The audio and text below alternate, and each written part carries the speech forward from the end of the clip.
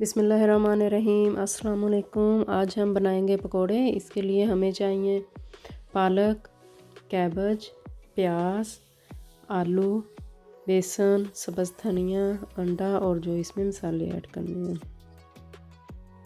कैबज add किया है, प्याज, पालक, आलू इस तरह के मैंने बारीक बारीक काट लिए थे, सब्ज़ धनिया,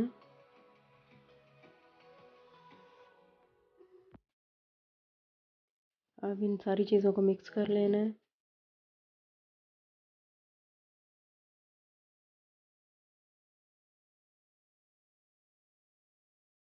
एक अंडा इसमें ऐड किया है, 1 टेबलस्पून रेड मिर्च का पाउडर, 1 टेबलस्पून नमक, 1 टीस्पून रेड मिर्च कुटी हुई, हाफ़ टी स्पून हल्दी, हाफ़ टी स्पून ज़ीरे का पाउडर, हाफ़ टी स्पून धनिया का पाउडर।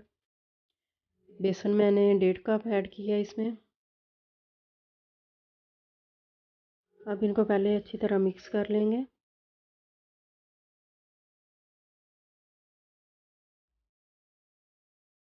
अब थोड़ा थोड़ा पानी डालकर इसको मिक्स करना है।